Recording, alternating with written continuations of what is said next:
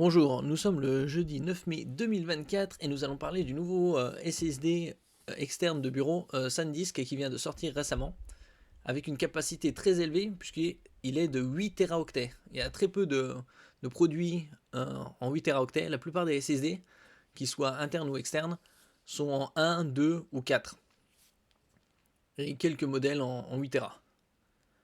Si les SSD prennent l'avantage sur les disques durs avec la capacité, dans la majorité des cas, il y a un domaine où ils sont un peu en retard, la capacité.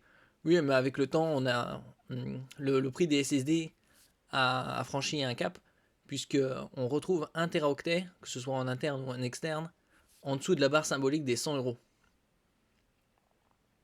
Alors que les disques durs 3,5 pouces atteignent 24 Teraoctets, les SSD grand public ne dépassent que rarement 4 Tera. Oui, la plupart des SSD, c'est surtout 1, 2, et dans une moindre mesure 4, et encore moins 8 Teraoctets. Mais Western Digital, via sa filiale SanDisk, qu'il a racheté il y a quelques années, vient de lancer un modèle de 8 Teraoctets, celui-là, qui ressemble à une trousse de cosmétiques pour moi. Là, on voit à gauche le USB-C pour les données et à droite l'alimentation. Ça fait quand même plus un produit des années esthétiquement 2016-2018. Même avec la capacité de 8 Teraoctets, on dirait plus un produit des plus 2020. Ouais, limite. Le Disk Drive SSD peut surprendre par sa capacité 8 Teraoctets, mais aussi par deux autres points. Premièrement, ce SSD n'est pas très portable. Il mesure 99 mm par 99 par 40 et pèse 268 grammes. Ce qui, ça fait 10 cm de côté, 4 cm d'épaisseur, ça fait un sacré bloc. Et surtout 268 grammes, alors que c'est SSD. C'est assez conséquent.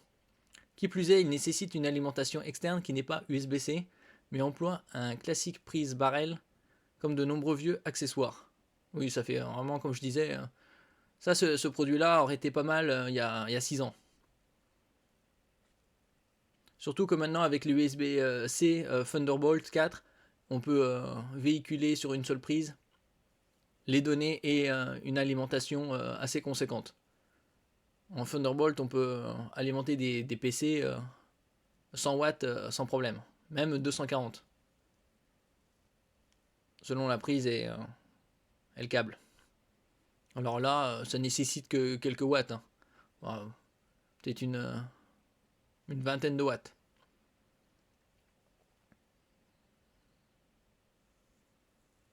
Deuxièmement, il propose une capacité élevée, ce n'est pas le plus rapide des SSD externes. Il se contente d'une connexion USB 3.2 Gen 2 à 10 gigabits par seconde, ce qui permet en pratique des débits de l'ordre de 1 gigaoctet par seconde. Alors qu'il y en a d'autres modèles là, en 8 Teraoctets, mais c'est en prise SATA, et c'est dû aux alentours de 500 mégaoctets seconde, donc 2 fois moins. Ce qui permet en pratique, oui, un peu moins sur les MacBook Apple Silicon.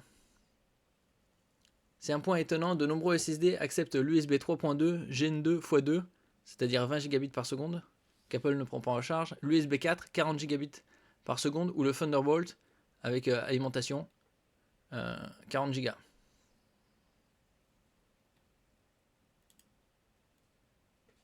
Ici, on voit que c'est juste un SSD de bureau qui n'est pas fait pour être transporté ou occasionnellement.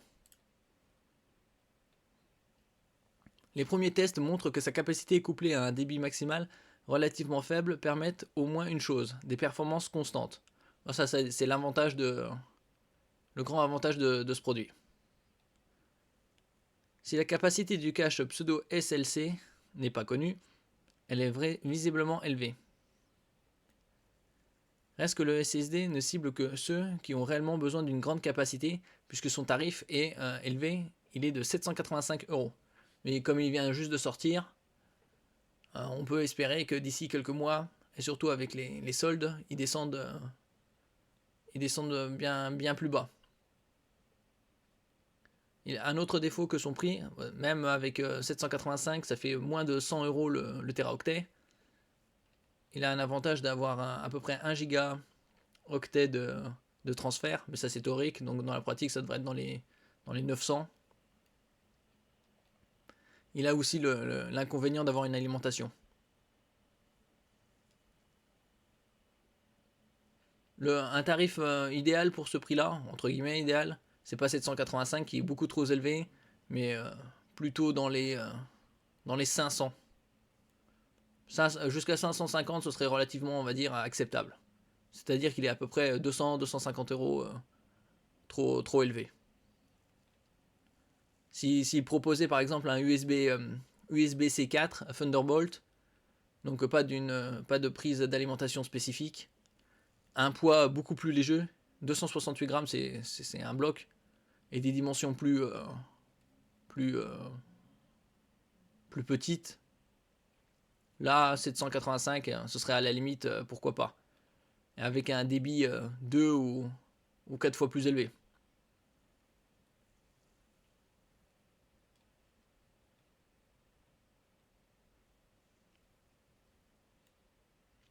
Donc ici on le voit, 8 Teraoctets, 785 €, 1 gigaoctet seconde en lecture, et en écriture à peu près pareil. Et par exemple, voilà celui-là, en 4 Teraoctets, c'est un autre, c'est un externe, un portable, et celui-là il est en USB 3.2 Gen 2 x 2, qui permet des débits de 2 gigaoctets seconde, c'est-à-dire 2 fois plus vite. Et on voit bien le prix du 4 Teraoctets actuellement, il est à 354 €, c'est-à-dire plus de 2 fois moins cher que celui-là. Et pour des dimensions 10 mm par 58 par 111, et pour un poids de 78 grammes. C'est-à-dire qu'il est 3 fois, un peu moins de 3 fois et demi plus léger. Donc celui-là a un avantage 2 fois plus, une vitesse 2 fois supérieure, beaucoup plus léger, même s'il a 2 fois moins de capacité. Donc pour l'instant, ce modèle-là est beaucoup en retard même.